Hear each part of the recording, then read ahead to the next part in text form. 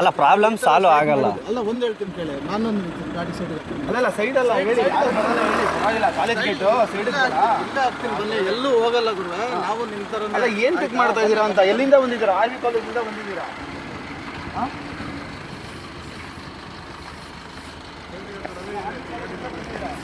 ಕಷ್ಟಪಡ್ತಾರೆ ಅದಕ್ಕೋಸ್ಕರ. ನಾನೇ ನೋಡಿದೆ ಎಲ್ಲಿಂದ ಬಂದ್ರಿ ಅಂತ. ನಾವೇ ಬುಕ್ ಮಾಡಿದ್ದು ಗಾಡಿ. ಬರ್ತೀರಾ ಇವಾಗ ಎಲ್ಲಾರು ಇಷ್ಟೊಂದು ಕಷ್ಟ ಪಡ್ತಾ ಇದ್ದಾರೆ. ಇಳಿತೀನಿ ಗುರು, ಇಳಿತೀನಿ, ಕೈ ತೆಗಿ. ಬಾಗುರು ಏನು ತಿನ್ಕೊಳ್ಳಲ್ಲ ಬಾಗುರು ನಿನಗೆ.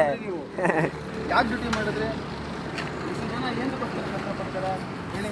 ನೀವು ಬಂಡವಾಳ ಹಾಕಿದ್ದೀರಾ, ನಾವು ಬಂಡವಾಳ ಹಾಕಿದ್ದೀವಿ, ಮಾಡಬೇಡಿ ಅಣ್ಣ. ಏನು ಸಿಗುತ್ತೆ? ನಾವು ಡ್ರೈವರೇ, ನಾವು ಇನ್ವೆಸ್ಟ್ ಮಾಡಿದ್ದೀರಿ. ಆಯಿತು, ಈಗ ಸ್ಟ್ರೈಕ್ ಮಾಡ್ತಾ ಇದ್ದೀನಿ, ನಿಲ್ಲಿಸ್ತಾ ಇದ್ದೀನಿ. ಊಬರ್ ಏನಾದರೂ ಪೇಮೆಂಟ್ ಇಲ್ಲ ಮಾಡೋಣ ಬನ್ನಿ, ನಾನು ಬರ್ತೀನಿ ಸರ್.